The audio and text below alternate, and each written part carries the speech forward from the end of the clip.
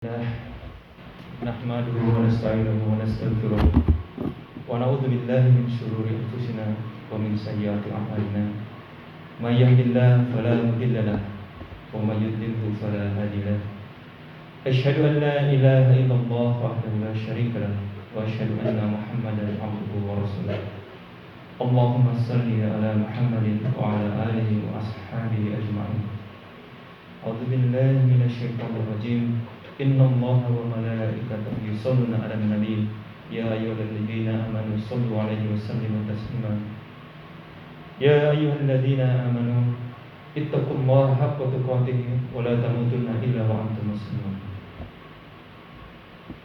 Alhamdulillah, segala puji dan syukur kita panjatkan kepada Allah Subhanahu wa taala yang telah memberikan berbagai nikmat dan kebaikan kepada kita sehingga kita pada hari ini masih dapat berkumpul untuk melaksanakan salat Jumat berjamaah untuk yang pertama kalinya di mushola kita yang tercinta ini. Alhamdulillah. Tak lupa salawat dan salam kepada Nabi kita, junjungan kita, pedoman kita, Nabi Muhammad SAW, yang mana kita harapkan syafaat dari beliau di yaumil akhir. Alhamdulillah, pada hari ini, hari Jumat, bertepatan dengan 9 Muharram. Hari ini adalah hari Tasyu'a, salah satu hari yang disunahkan untuk berpuasa untuk mengiringi hari Asyura yang akan jatuh pada esok hari. Jadi sejak kemarin sampai insya Allah Kamis depan, kita sebenarnya dalam suatu rangkaian atau pekan puasa. Jadi hari Kamis kemarin adalah puasa sunnah Kamis. Hari ini adalah hari Tasyu'a, puasa Tasyu'a. Kemudian besok adalah puasa Asyura. Besoknya lagi adalah puasa yang mengiringi hari Asyura dengan tujuan untuk menyelisihi umat Yahudi, karena umat Yahudi juga berpuasa di hari Asyura. Kemudian hari Senin adalah puasa Senin Kamis. Lalu berturut-turut Selasa, Rabu, Kamis adalah puasa Ayyamul Bid, puasa tengah bulan yang memang disunahkan setiap bulannya 3 hari. Lalu apa keutamaan dari puasa Asyura yang jatuh pada esok hari?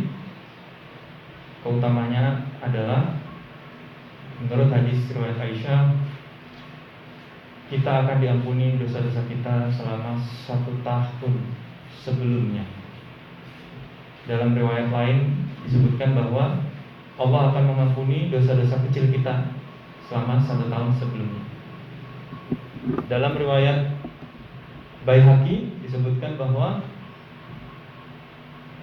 tidak saja mengampuni dosa, tetapi Allah juga akan melapangkan orang yang berpuasa di hari Asyura selama 1 tahun ke depan. Luar biasa, begitu banyaknya faedah, keutamaan berpuasa di hari Asyura. Lalu dalam rangka semangat tahun baru Hijriah, seperti yang sama-sama kita ketahui, baru mungkin sekitar minggu lalu kita juga berpindah tahun dari tahun 1441 Hijriah menjadi 1442 Hijriah. Kenapa Hijriah ini menjadi tahun awal? Kalau kita tahu Masehi itu dimulai dari lahirnya Nabi Isa. Jadi C-nya itu orang bisa bilang century atau Christ. Jadi 2000 BC artinya before Christ, sebelum lahirnya Kristus, sebelum lahirnya Nabi Isa. Kenapa kok Islam kalendernya dimulai dari tahun Hijriah? Kenapa enggak di tahun lahirnya Nabi Muhammad? Jadi sejarahnya ternyata usulan itu sudah ada. Jadi ada usulan awal tahun Hijriah itu adalah tahun ketika Nabi Muhammad lahir, atau tahun ketika Nabi Muhammad pertama kali menerima wahyu, atau tahun wafatnya Nabi Muhammad.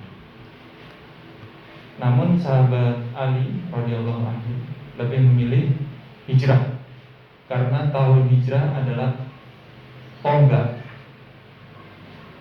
bersejarah bagi umat Islam yang tadinya berdakwah secara sembunyi-sembunyi menjadi lebih berani terang-terangan. Di situ juga perkembangan dakwah meningkat pesat. Oleh karena itu akhirnya para sahabat juga memutuskan tahun hijrah adalah awal tahun. Jadi tahun pertama, tahun ke-1 adalah tahun hijrah. Jadi sebelum itu tahun penanggalan tidak tercatat dengan baik. Tahun sudah ada, tetapi tidak terdokumentasikan dengan baik. Jadi misalkan kapan Nabi Muhammad lahir? Oh, itu sekitaran tahun gajah. Kapan Abu Bakar lahir? Oh, sekian tahun sebelum tahun gajah. Jadi peristiwa-peristiwa besar menjadi patokan tahun kelahiran seseorang atau peristiwa-peristiwa tertentu.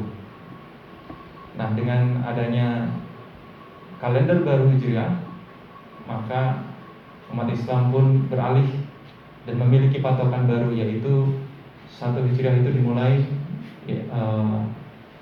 ketika hijrah. Dan perlu kita ketahui bersama bahwa sebenarnya awal bulan itu bulan hijrahnya Rasul itu bukan Muharram, tapi Rabiul Awal. Tapi kita bulan pertamanya malah Muharram. Kenapa demikian? Karena memang ketika hijrah itu ada prosesnya.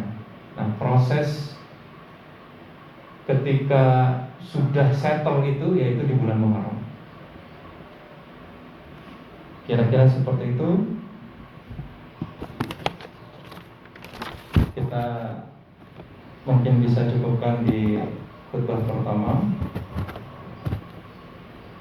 Barakallahu li wa lakum fil Qur'anil azim wa nafa'ani wa iyyakum bima fihi minal ayati wa zikril hakim wa taqabbalallahu minni wa minkum tilawatahu innahu was-sami'ul 'alim. Aqulu qouli hadza wa astaghfirullah innahu huwal ghafurur rahim.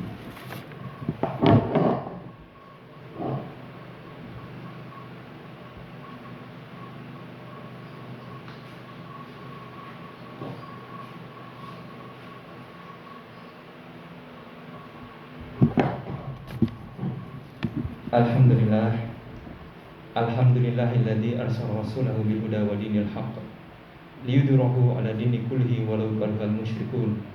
Asyhadu an la ilaha illallah wa asyhadu anna Muhammadan abduhu wa rasuluh. Allahumma shalli ala Muhammad wa ala alihi wa ashabihi ajma'in. Ya ayyuhalladzina amanu ittaqullaha haqqa tuqatih wa la tamutunna illa wa antum muslimun.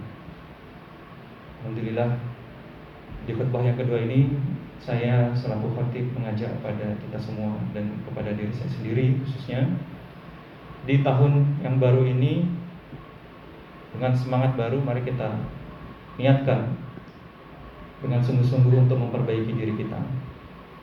Jika kita masih kesulitan istiqomah menjalankan ibadah-ibadah wajib, mari kita perbaiki, kita istiqomahkan.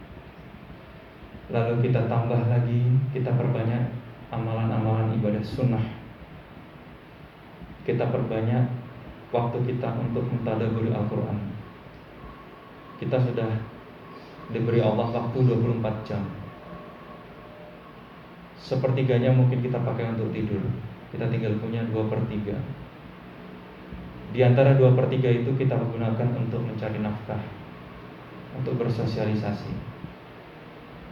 Allah hanya minta kita sedikit saja untuk melaksanakan hal-hal yang wajib, dan merupakan suatu kebaikan bagi diri kita sendiri jika kita mengisi waktu itu dengan hal-hal positif, dengan menuntut ilmu. Luar biasa besarnya pahala seorang penuntut ilmu. Sekedar membiayai penuntut ilmu saja pahalanya juga luar biasa besar, apalagi kita menjadi penuntut ilmu. Maka mari kita sama-sama yang fakir ilmu ini kita perbanyak, kita perdalam ilmu kita perbanyak amalan-amalan ibadah sunnah kita. Semoga tahun ini menjadi tahun yang lebih baik bagi kita semua. Amal ibadah kita diterima oleh Allah Subhanahu wa taala, sehingga kita ketika nanti ajal menjemput kita tidak menyesal bahwa kita menyia-nyiakan waktu kita di dunia, kita melupakan untuk beribadah pada Allah. Mari kita tutup dengan doa. Allahumma shalli ala Muhammad wa ala ali Muhammad innaka Hamidum Majid. Allahumma fir lil mu'minina wal mu'minat wal muslimina wal muslimat innaka sami'un qaribun mujibud da'wat ya qadiyal hajat. Ya Allah Subhanahu wa taala, Tuhan semesta alam, berikanlah limpahan kebaikan kepada kami, kepada keluarga kami, kepada para pemimpin kami, kepada para ulama kami. Selamatkanlah kami, lindungilah kami, berkahilah aktivitas sehari-hari kami, lancarkanlah rizki kami, lancarkanlah segala urusan kami, lindungilah dan jauhkanlah kami dari wabah corona yang sedang melanda ini, ya Allah. Lindungilah para pejuang-pejuang kesehatan yang sedang berjuang untuk menyelamatkan orang-orang yang terkena penyakit ini, ya Allah. Ya Allah, berikanlah kami kemudahan di situasi yang sulit ini, ya Allah. Kabulkanlah doa kami ini, ya Allah. Rabbana atina fid dunya hasanah wa fil akhirati hasanah wa qina azabannar. Walhamdulillahirabbil alamin. Ibadallah, innallaha ya'muru bil 'adli wal ihsani wa ita'i dzil qurba wa yanha 'anil fahsya'i wal munkari wal baghi ya'idzukum la'allakum tadhakkarun. Wa dzikrullahi akbar.